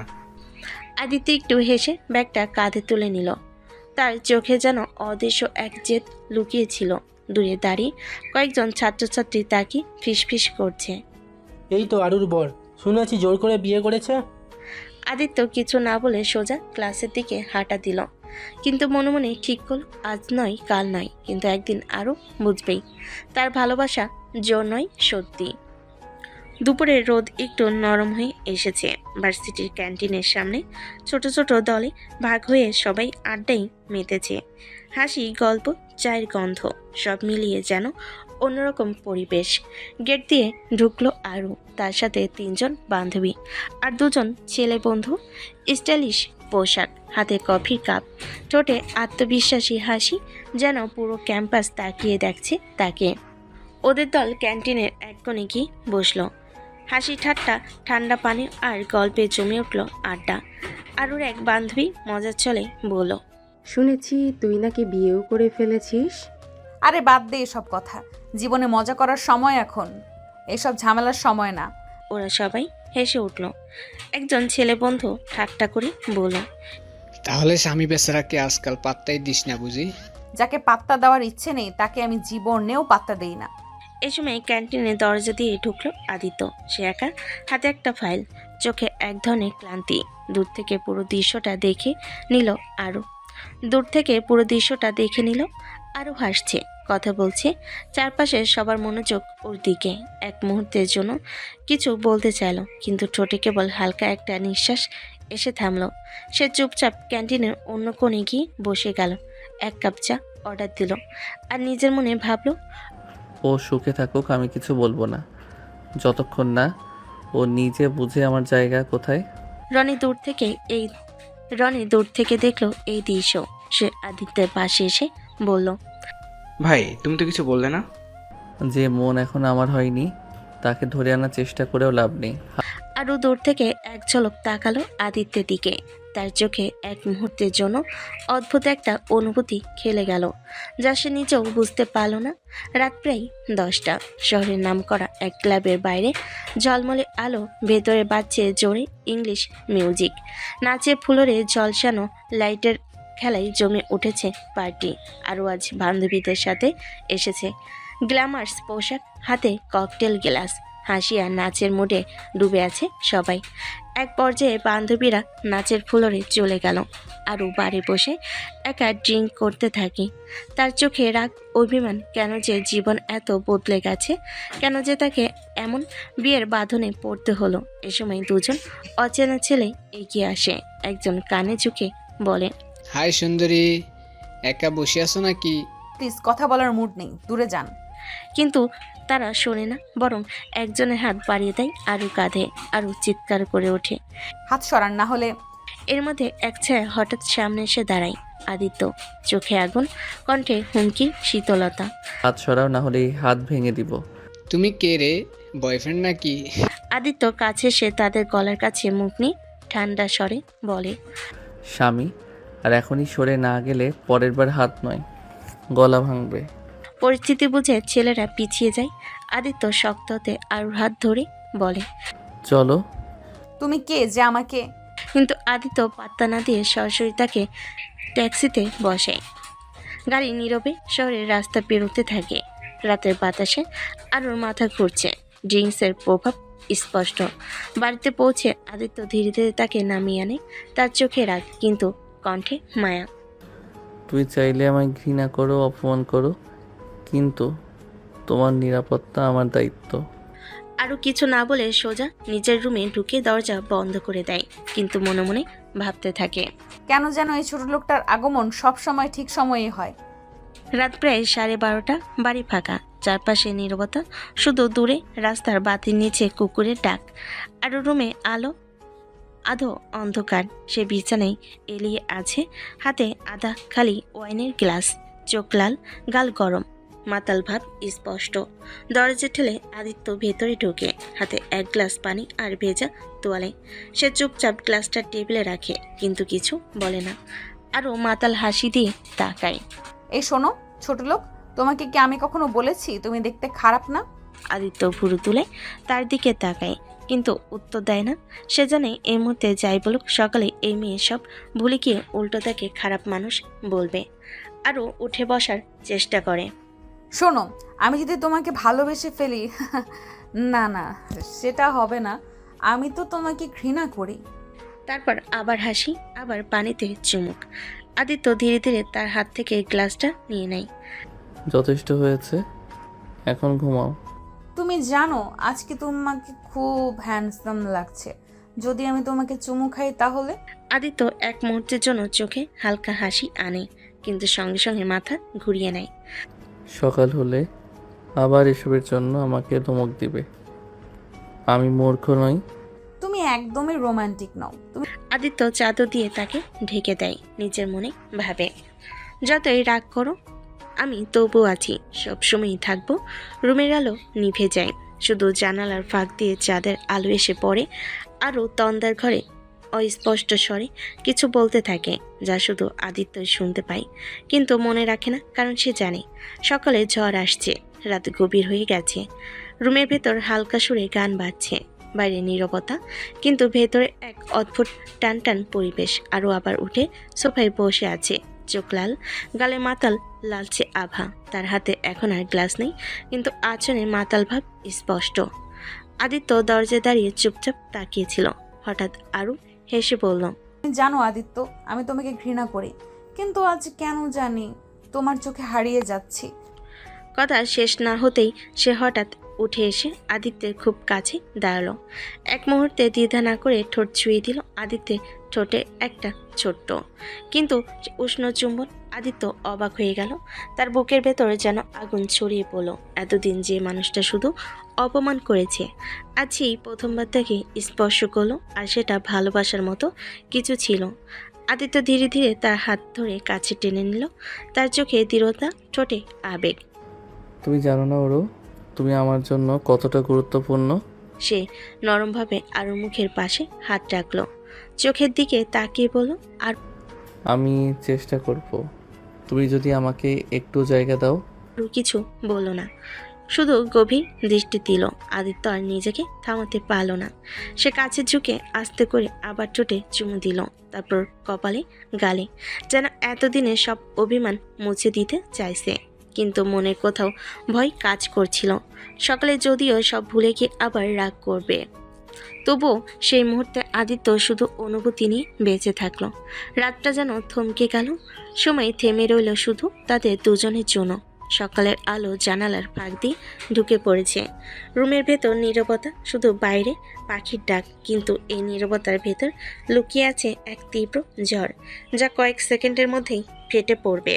আদিত্য বিছানায় আদর্শ, চোখে তৃপ্তির সাথে একটুখানি ক্লান্তি। সে ভেবেছিল হয়তো আজ আরুর মনটা একটু হলেও নরম হবে। হঠাৎই বাথরুমে দরজা খুলে গেল। চোখ ভেজা, মুখে দৃঢ়তা, চোখে আগুন। আরু এগিয়ে এলো, তার ঠোঁটের কোণে ঠান্ডা হাসি আর চোখে তীব্র রাগ। তুমি না বড় বড় কথা বলছিলে আদিত্য, বলেছিলে আর কখনো ছোবেও না আমাকে, আমার ইচ্ছের বাইরে কিছুই করবে না। আদিত্য চুপচাপ তাকিয়ে রইল, কিন্তু তার গলা শুকিয়ে গেল। কিন্তু গত রাতে তুমি কি করলে? আমার দুর্বলতার সুযোগ নিলে। আমি মাতাল ছিলাম আর তুমি নির্লজ্জের মতো। তার কণ্ঠ কেঁপে উঠল, রাগ আর অপমান একসাথে মিশে গেল। আরু, আমি চুপ, তোমার মুখ থেকে একটাও কথা শুনতে চাই না। তুমি প্রমাণ করেছো তুমি ঠিক সেই ছোট লোক যাকে আমি প্রথম দিন থেকেই বলেছিলাম। কথা শেষ করে সে জানালার পাশে গিয়ে দাঁড়ালো, পেছন ফিরে তাকালো না, কিন্তু চোখে জল জমে উঠেছিল, যেটা আদিত্য দেখতে পেল। কিছু বলল না। আদিত্য চুপ করে গেল। সে জানতো এই ব্যাখ্যা, যতই ব্যাখ্যা দিক, এই মুহূর্তে আরুর কানে কিছুই পৌঁছাবে না। মাঝে মাঝে ভালোবাসা থেকেও মানুষ ভুল করে, কিন্তু তার খেসারত হয়তো সারা জীবন দিতে হয়।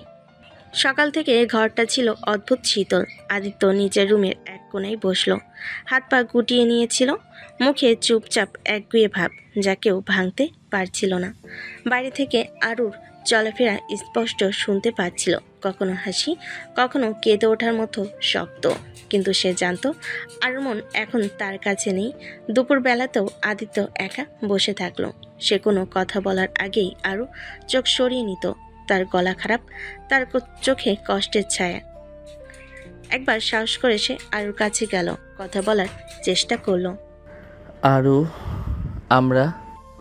আমাদের আর কিছু বলার নেই আদিত্য। তার চোখে রাগের আগুন নেই, বরং নিঃসঙ্গতা আর বিষণ্ণতা। আদিত্য বুঝতে পারল তার ভালোবাসা একাকিত্বের ওজনে পিষ্ট হচ্ছে। সে আর কষ্ট দিতে চায় না, নিজেকে গুটিয়ে নিল, নিস্তব্ধতার মধ্যে হারিয়ে যেতে চাইল। আরও তাতেও যায় আসে না, সে একাকী, কিন্তু মনে মনে জানে এভাবে চলতে পারবে না তারা। কখনো বা কোথাও তাদের পথ মিলবেই, হয়তো। সকাল থেকে ভার্সিটির রাস্তা আলাদা আলাদা। আদিত্য নিজের ব্যাগ কাঁধে তুলে গেটের বাইরে দাঁড়ালো, চোখে এক নিঃসঙ্গ ভাব, মনে অজানা জেদ। তার বন্ধু রনি পাশে দাঁড়িয়ে বলল, ভাই আজ থেকে আলাদা ভার্সিটিতে যাবি? হ্যাঁ, এটা আমাদের জন্য ভালো। যতক্ষণ ওর সাথে কথা হয় না ততক্ষণ দূরে থাকাই ভালো। অন্যদিকে আরও তার নিজের ভার্সিটির গেট পার করলো। তার সঙ্গে ছিল তার বান্ধবী ও বন্ধু। হাসি মজা আর ঠাট্টা, ক্লাসে আগে আড্ডায় মেতে উঠল সবাই। আরও মনে মনে ভাবছিল, এবার মনে হয় শান্তি পাবো, আপদটা পিছু ছাড়ছে, এখন আমার নিজের একটা জীবন শুরু করার সময়।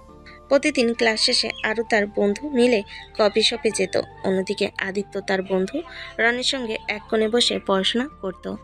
প্রতিদিনের এই দূরত্ব তাদের মনে নতুন নতুন চিন্তা নিয়ে আসতো। কখনো কখনো আভাস মিলত যেন একটা নতুন শুরু হতে চলেছে, তবু পুরনো মন্থর ভাবনা মুছে যায় না। সন্ধ্যার আলোকছটা ভেসে আসছে জানালার কাছে। বাড়ির এক কোণে দাঁড়িয়ে আছে আরও, চোখে সামান্য চমক এবং অদ্ভুত অনিশ্চয়তা। অন্য পাশে আদিত্য কিছুটা দূরে, হাতে মোবাইল ধরে দাঁড়িয়ে, মুখে লুকানো ব্যথা। আমি আমার বাড়ি যেতে চাই আদিত্য। আদিত্য না দেখে চুপচাপ থাকলো, মাথা নিচু করলো বেশ কিছুক্ষণ ভেবে, তারপর বলল, আপনার যা ইচ্ছে করতে পারেন, আমি আর বাধা দিব না। তার মুখে ছিল গর্ব আর গোপন অভিমান, যা সহজে প্রকাশ পায় না, কিন্তু মনের গভীরে জ্বলছে আগুন। সকালের কাছে আলো জানালা দিয়ে ঘরে ঢুকছে। বাড়ির বেলায় সবকিছু নীরব। আরও চুপচাপ ব্যাগ নিয়ে দরজার দিকে এগোচ্ছে। তার চোখে ক্লান্তি, মুখে কিছুটা বিষণ্ণতা। আদিত্য নিঃশব্দে একটু দূরে দাঁড়িয়ে তাকিয়ে আছে, কিছু বলতে চাই কিন্তু জিভ আলগা হয় না। সে শুধু দেখছে আরুকে, মনে মনে কষ্ট পাচ্ছে। আর যখন দরজা খুলে বেরোবে চেষ্টা করে, আদিত্যর মা পিছন থেকে বলেন, বেশি দিন থাকিস না মেয়েটা, চলে আসিস। আমাদের ছেলে এত কষ্টে আছে। আমি অবশ্যই ফিরবো মা, কিন্তু এখন কিছু সময় দরকার। তাই তো বলছি, এই বাড়ি তোমারও, কখনো আসতে দ্বিধা করিস না। আদিত্য দূরে দাঁড়িয়ে কিছুই বলতে পারল না। তার হৃদয়ে একটা খালিপনায় বাড়ছে। আরও চলে যাওয়ার সাথে সাথে সে অনুভব করলো কিছু হারিয়ে ফেলেছে, যা আর ফিরে পাবে না। সে জানে না, যা ফিরে পাবে কি না জানে না। আরও দরজা খুলে ঘরে ঢুকলো। বাড়ির ভেতর বাবা মা টেবিলের পাশে বসে আছে, তাদের মুখে উদ্বেগ আর রাগের মিশ্রিত ছাপ। তুই আদিত্যকে কেন আনলি না? বাবার কথা শুনে এটা করতে পারতিস, ও আমাদের জামাই। আমাদের কথা না শুনলে তো আর হবে না। তোর এই বিয়ে খেয়ালির জন্যই আমাদের সম্মান নষ্ট হচ্ছে। আমি ওকে পছন্দ করি না, সে আমার জীবনের জন্য ঠিক মানুষ নয়, তাই ফিরে এসেছি। আর আর যাব না। তুই জানিস না তোর এই অবহেলা আমাদের কত ক্ষতি করতে পারে। আমাদের প্রভাব আছে, কিন্তু যদি তুই সেটা বুঝতে না পারিস তাহলে তোর জন্য ভয়ঙ্কর পরিণতি আসবেই। আমি আমার নিজের জীবনকে নিয়ন্ত্রণ করতে চাই। আপনারা চাইলে ওর সাথে সম্পর্ক চালিয়ে যান, কিন্তু আমি আর এসবের অংশ হতে চাই না। আপনাদের রাজনৈতিক সম্পর্ক আপনাদের কাছেই রাখুন। রাজনীতি তোর ছোট মাথায় শক্তি দিয়ে এসব বোঝা সম্ভব নয়। তুই ভুল করছিস, আর ভুলের ফল দিতে হবে। আমি যা মনে করি তাই করব, আর ফিরে আসার কারণও সেটা। চুপ করে রইল। তাদের মুখে আর কোনো কথা নেই। আরও ধীরে ধীরে নিচের রুমে উঠে গেল। আরুর এই দৃঢ় সিদ্ধান্ত অনেক বাধা বিপত্তি আর কঠিন পথের শুরু, কিন্তু সে জানে নিজের সুখের জন্য লড়াই করতে হবে। রাত নেমে গেছে। গভীর ঘরের এক কোণে বসে আছে আদিত্য। চোখে নেই কোনো হাসি, মুখে নেই কোনো সঙ্গীতের আভা, শুধু কষ্টের ছায়া আর মন খারাপের গুঞ্জন। সে মৃদু কণ্ঠে নিজের সঙ্গে বলল, তুমি যখন আমাকে চাও না, তখন আমি কি করে তোমাকে বাঁধতে পারি? আমি তোমাকে মুক্তি দিব, তবুও আমি তোমার পাশে থাকবো, যদিও হয়তো দূরে থেকেও তোমাকে চাইবো। গলায় মিশেছিল নিঃশব্দ দুঃখ আর ভালোবাসার পীড়া। সে জানতো ভালোবাসা মানেই কখনো কখনো ছেড়ে দেওয়া। অবশেষে সে নিজের চোখে জল মুছে নিয়ে চুপচাপ উঠে দাঁড়ালো। বাইরে অন্ধকার, কিন্তু তার হৃদয়ে একটা ছোট্ট আশা জ্বলে, যে হয়তো একদিন আরও বুঝবে। সে সবসময় তার জন্য অপেক্ষা করবে। সকালে ভার্সিটি গেটের বাইরে হুড়মুড় করে ছাত্রছাত্রীরা ঢুকছে। আরও তার বন্ধুদের সঙ্গে হাঁটছে, মুখে হাসি, কিন্তু চোখে একটা অদ্ভুত উদাসীনতা। হঠাৎ সামনে থেকে আসে আদিত্য। তার চোখে মিশ্র অনুভূতি, যে ক্ষত এখনও পুরো হয়নি, আর আশার কোনো সঞ্চয় আছে কিনা বুঝে ওঠে না। আরও দ্রুত হাঁটার গতি বাড়ায়, সঙ্গে সঙ্গে চোখ ঘুরিয়ে নেয় যেন আদিত্যকে দেখতে না পায়। তার বন্ধুদের কানে কানে বলতে বলতে হাসে, আর ও তো এখন আমার জীবনের একটা অংশও না, আমি চলে এসেছি। আদিত্য কিছুক্ষণ থমকে থাকে, তারপর চুপচাপ তার পথ চালিয়ে যায়। তার মনে এক ঝিলিক আশা পুড়ে নিভে যায়। এই এক মুহূর্তে অদৃশ্য যুদ্ধ প্রেমের অবসান নয়, বরং ক্ষতচিহ্নের গভীরতা বাড়িয়ে দেয়। যেখানে মুখে না থাকা সত্ত্বেও হৃদয় একসাথে থাকে, শুধু গর্ব আর অহংকার তাদের দূরে ঠেলে দেয়। ভার্সিটির ক্লাসরুম থেকে বেরিয়ে এসে আরও হাঁটছে, দীর্ঘশ্বাস ফেলে। তার চোখে কিছুটা ভাবনা, মনটা টানাপোড়েনের মাঝে আটকে। তার অন্তর গভীরে একটা অদ্ভুত শূন্যতা যেন ঘুরপাক খাচ্ছে, কিন্তু সে সেটা নিজেই মেনে নিতে চায় না। হঠাৎ তার চোখ পড়ে দূরে দাঁড়িয়ে থাকা আদিত্যের দিকে। এক মুহূর্তের জন্য কিছু অনুভূতি তার মনের মধ্যে জাগে, কিছুটা বেদনার, তবু আরও চেপে যায় সেই অনুভূতিকে। চোখ ফিরিয়ে দিয়ে বলে নিজের কাছে, না, এটা কোনো ব্যাপার না, আমি ওর জন্য কিছু অনুভব করি না। তার ঠোঁটে ফাঁকা হাসি ফুটে ওঠে, কিন্তু ভেতরে টানাপোড়েনের হাহাকার বাজে। কখনো কখনো হৃদয় কথা বলে, কিন্তু মুখ চুপ থাকে। আরও মনে জানে কিছু অনুভূতি এখনই স্বীকার করতে পারবে না, তাই লুকিয়ে রাখে নিজেকে বাঁচানোর মতো। 1 মাস পর দুপুরে ভার্সিটি ক্লাস শেষে আরও বাসায় ফিরে এলো। তার হাতে একটা পার্সেল দিল দারোয়ান। দেখতে সাধারণ, সে সেটা ধীরে ধীরে খুলতে শুরু করলো। পার্সেলের ভেতর থেকে বেরিয়ে এলো কিছু কাগজ। তার চোখ পড়ল প্রথম পাতায় ডিভোর্স পেপার। আরও এক মুহূর্তের জন্য স্তম্ভিত হয়ে রইল। হৃদয়ের সঙ্গে একটা ঝড় বয়ে গেল। সে বুঝতে পারল কেউ তার জীবন থেকে একটা অধ্যায় চিরতরে বন্ধ করে দিতে চাচ্ছে। তার মনটা হালকা কাঁপছিল, চোখে অজানা জলের ফোঁটা উঠল।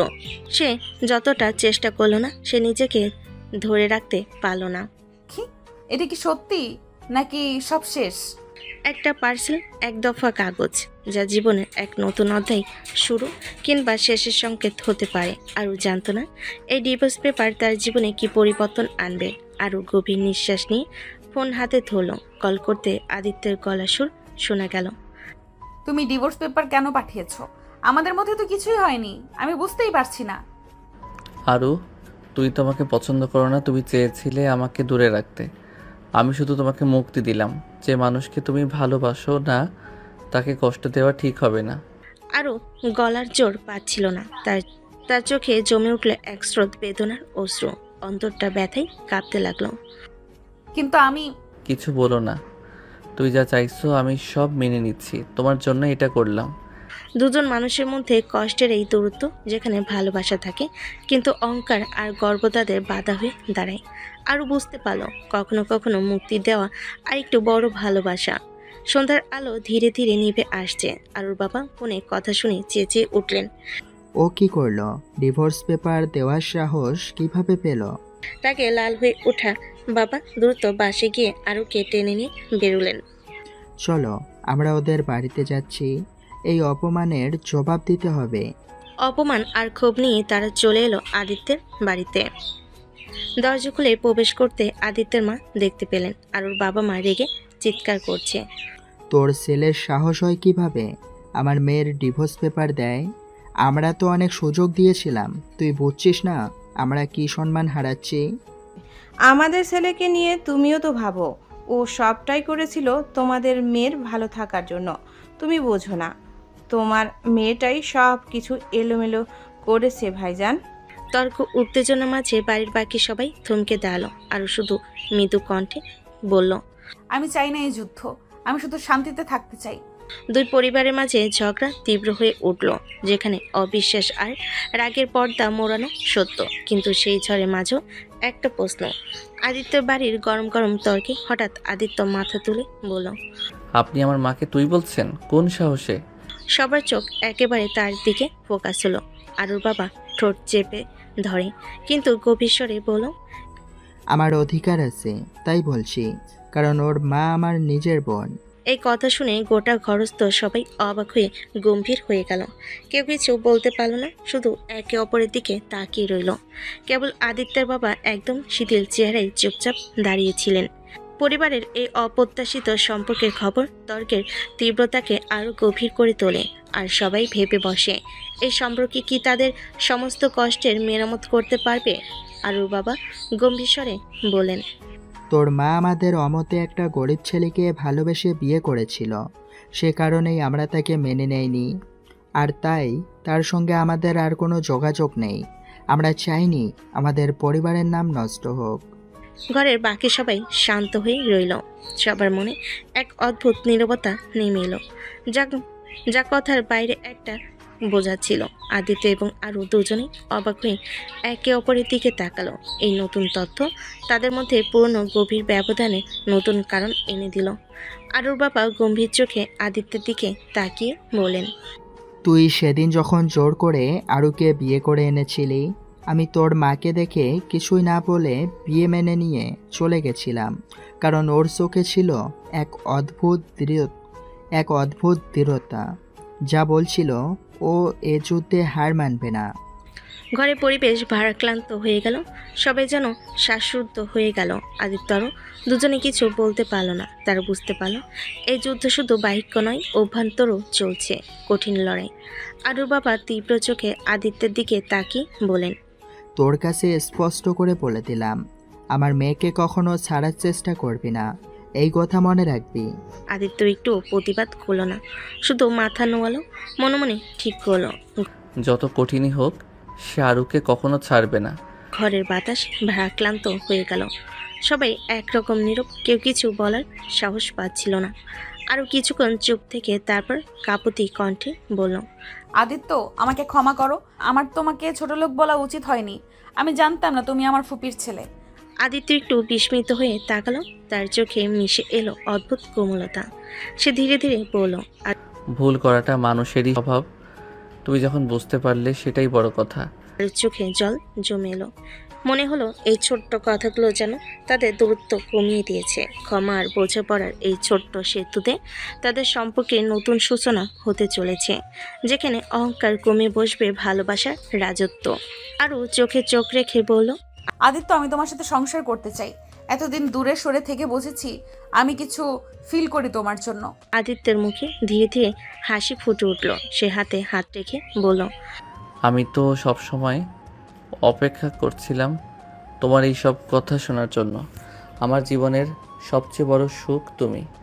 দুজনের মাঝে জমে থাকা দূরত্ব যেন ভেঙে গিয়ে একটা নতুন সূচনা তৈরি হলো। ভালোবাসা, ক্ষমা আর বিশ্বাসের মিশনে গড়া এই সংসার হবে সুখ ও দুঃখের মাঝে এক অনন্য যাত্রা, যেখানে একসাথে থাকাই হবে সবচেয়ে বড় পাওয়া। আমি তোমাকে ভালোবাসতে চাই। আরও কথাগুলো শেষ করে একটু সংকোচে মুখ ঘুরিয়ে নিল। আদিত্য মৃদু হেসে ধীরে ধীরে আরুর গালের কাছে হাত বুলিয়ে দিল। তার চোখে ঝলমল করে ভালোবাসার অশ্রু। আদিত্য হঠাৎ আরুর গলা থেকে কোমল কিস দিল। ঝরঝর করে গরম একটা স্পর্শ তার সমস্ত ভুল বোঝাবুঝি ভেঙে দিল। আরও থেমে গেল, চোখ বুজে নিজের ভালোবাসার স্বাদ নিতে থাকলো। তোমার হাত আমার হাতে থাকুক সারা জীবন। আদিত্য মৃদু কণ্ঠে বলল। আরও ধীরে ধীরে চোখ খুলে তার কপালে হালকা আদর দিয়ে বলল, আমি তোমাকে ছাড়বো না আর কখনো। তারা দুজনে একে অপরের মাঝে হারিয়ে গেল। প্রেমে সেই অনন্ত সাগরে ডুবে যাওয়া যেন শুরু হলো রাতের নিস্তব্ধতা। চাঁদের মৃদু আলোয় তারা দুজন একে অপরের কাছাকাছি এসে দাঁড়ালো। আদিত্য ধীরে ধীরে আরও হাতটা জড়িয়ে ধরে চোখে চোখ রেখে বলল, তুমি আমার জীবনের সবচেয়ে বড় উপহার। আরও হালকা লাজুক ভঙ্গিতে মাথা নিচু করল, তবু তার চোখে ছিল গভীর ভালোবাসার ঝিলিক। আদিত্য ধীরে ধীরে তার কপালে কোমল চুমু দিল। তার স্পর্শে আরও শরীরে একটা উষ্ণতা ছড়িয়ে পড়ল। তাদের ঠোঁট মিল, কিসের মধুরতায় রাত যেন থমকে গেল। আদিত্য আরুর গালে হাত বুলিয়ে বলল, এই রাতটা শুধু আমাদের জন্য। আরও নিঃশ্বাস ফেল। আমার সব ভয় তুমি দূর করে দাও। তারা একে অপরের আলিঙ্গনে ডুবে গেল। ভালোবাসার মায়াজালে বন্দী হয়ে সারা রাত কাটিয়ে দিল। রাতের শেষ প্রহর, রাতের নীরবতায় আদিত্য ধীরে ধীরে আরুর হাতে হাত রেখে বলল, আরু, তুমি আমার জীবনের সেই অমলিন আলো, যার ছোঁয়ায় আমার প্রতিটি নিঃশ্বাস পায় নতুন মানে। তোমার চোখে ডুব দিলে যেন পৃথিবীর সব দুঃখ ভুলে যাই আমি। তুমি আমার জীবনের সবচেয়ে মধুর গান, যা হৃদয়ের প্রতিটি কোণে বাজে অচেনা সুরে। আরও লাজুক হয়ে একটু চোখ নামিয়ে নিল। তার গাল পুড়ে উঠল গরম হয়ে লজ্জায়। আদিত্য, তুমি এত সুন্দর কথা বলবে ভাবিনি। সুস্পষ্ট কণ্ঠে বলে সে। হাতটা আদিত্যের হাত থেকে সরাতে চাইলেও থেমে গেল। আদিত্য তার চোখে গভীর ভালোবাসা নিয়ে ধীরে ধীরে কপালে আদর করতে লাগলো। তুমি আমার সব কিছু, আর আমি চাই সারা জীবন শুধু তোমার কাছে থাকতে। আরুর মনও জানতো এই ভালোবাসার মুহূর্ত তার জীবনের সবচেয়ে সুন্দর স্মৃতি হয়ে থাকবে। সকালে নরম আলো ঘর ভরে উঠল। আদিত্য আরুর পাশে বসে ধীরে ধীরে বলল, সুপ্রভাত আমার জীবনের সবচেয়ে মিষ্টি মানুষ। তুমি যখন আমার পাশে থাকো প্রতিটি সকাল যেন এক নতুন আশার সূচনা। তোমার হাসি আমার দিনের সবচেয়ে বড় আলো। চলো আজকের দিনটা কাটাই শুধু তোমার সাথে, যেখানে শুধু থাকবে আমাদের ভালোবাসার গান। তুমি আমার সকালকে এত সুন্দর করে তুললে, তোমার কথা শুনলে মনটায় আর কোনো দুঃখই থাকে না। আদিত্য হাত দিয়ে আরুর চুল সরিয়ে পড়ল। আমার পৃথিবী আজকে সব কিছু তোমার জন্য। সকালে আরু আদিত্যর মাকে বলল, ফুপি, আমি যদি কখনো তোমার সাথে খারাপ ব্যবহার করে থাকি তাহলে আমাকে মাফ করে দিবে। আমি জানতাম না তুমি আমার ফুপি। আদিত্যের মা হালকা হাসি দিয়ে আরুর হাত আরুর কাঁধে রাখলো। আমার মেয়ে, পরিবারের ভুল বোঝাবুঝির সব সময় হয়, তবে এখন তুমি এখানে আসো, সেটাই সবচেয়ে বড় কথা। আরও কণ্ঠে এক মৃদু স্বস্তি মিশে এলো। মনে হলো জীবনে এক বড় বোঝা কমে গেছে। সকালবেলা ভার্সিটির গেটের দিকে হেঁটে যাচ্ছে আরু আর আদিত্য, হাতে হাত ধরে রেখে, যেন এক নতুন পৃথিবী। দুজন যাত্রী, তাদের চোখে মিশে আছে ভালোবাসা, নিঃশ্বাস আর একে অপরের প্রতি দৃঢ়তা। পাশ দিয়ে যাওয়া ছাত্রছাত্রীরা অবাক চোখে তাকিয়ে থাকে। কেউ তো চুপচাপ মৃদু হাসি দেয়, কেউ আবার ফিসফিস করে বলছে, দেখেছো ওরা তো একসঙ্গে হাত ধরে চলেছে।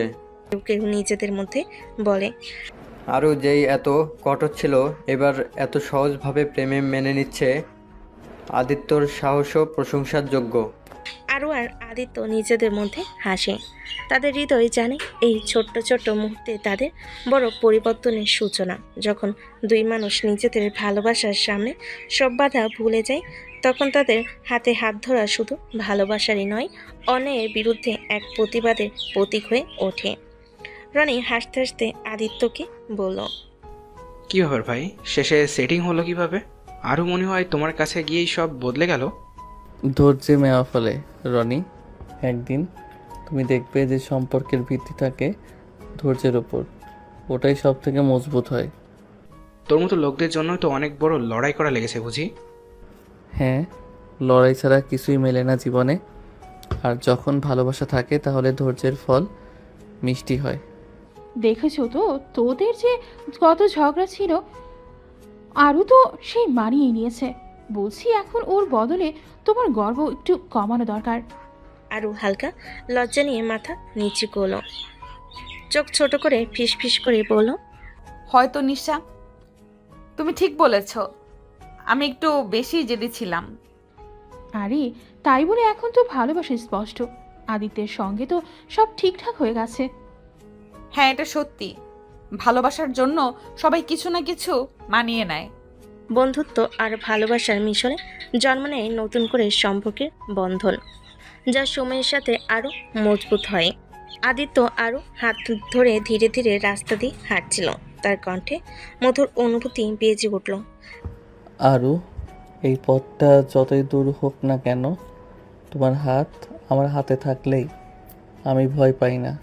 তুমি যখন আমার পাশে থাকো পৃথিবীর সব ঝড়ই যেন থেমে যায়। তোমার এই হাসি আমার জীবনের সবচেয়ে বড় শান্তি। আরও লাজুক হয়ে আদিত্যের হাতে আরও শক্ত করে হাত দিল। আমি তোমার সাথে আছি, সারা জীবন থাকবো। সেই মুহূর্তে তারা দুজনেই বুঝতে পারলো এই হাঁটা শুধু রাস্তা পার হওয়ার জন্য নয়, একসাথে জীবনের পথ চলার প্রতীক। 5 বছর কেটে গেছে। আরও আর আদিত্যের সংসার এখন সুখে শান্তিতে চলছে। তাদের ছোট্ট রাজকন্যা অহনা মাত্র 3 বছর বয়স, দেখতে মিষ্টি আর বুদ্ধিমান। একদিন সকালে রোদের মধ্যে অহনা খেলতে খেলতে মায়ের কাছে এলো। মা, আমি বড় হয়ে কি হব? কি হবে বলো তো? আমি হব বড় চাকরিজীবী, আর বাবাকে বলে দেব তোমাকে খুব ভালোবাসি।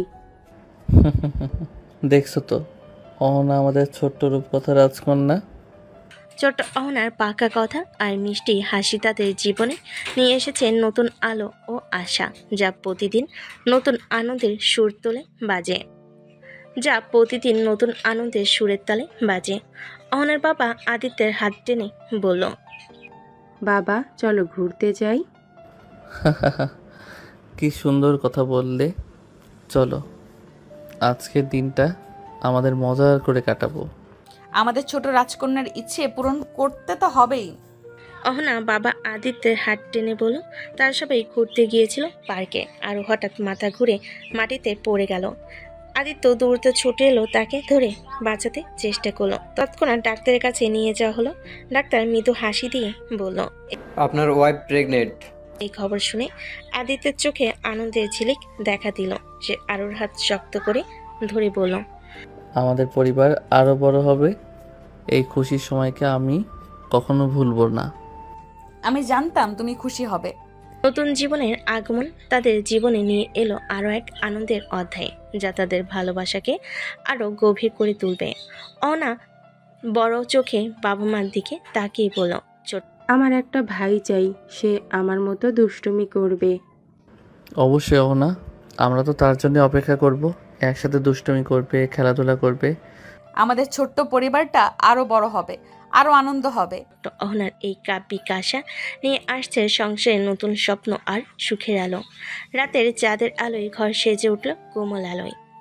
আদিত্য আরও একসঙ্গে বসে নরম কুকড়ে গা ঢাকা দিয়ে বলল, তুই জানো, তোমার কাছে আসার পর থেকে আমার রাতগুলো আর কখনো নিস্তব্ধ থাকে না। তোমার এই হাসি আমার জীবনের সবচেয়ে বড় শান্তি। আরও হালকা লাজুক হেসে ধীরে ধীরে আদিত্যের গলায় মাথা রেখে বলল, তুমি আমার সব, আর আমি চাই সারা জীবন শুধু তোমার পাশে থাকতে। আদিত্য ধীরে ধীরে আরও ঠোঁট স্পর্শ করলো, নরম আর গভীর কিছু তাদের ভালোবাসা হয়ে উঠল অসীম। তার দুজনেই একে অপরের কাছে হারিয়ে গেল। রাতের সাথে সাথে তাদের ভালোবাসা আরও গভীর হতে থাকলো। আদিত্য আদরে আদরে ভরিয়ে দিতে লাগলো আরুকে, আরও ভালোবেসে তা আপন করে দিতে লাগলো। সেই মায়াময় মুহূর্তে প্রেমের বাণী হয়ে ধরা দিল। তুমি আমার জীবনের পূর্ণতা আরু। তোমাকে যত ভালোবাসি কম মনে হয়।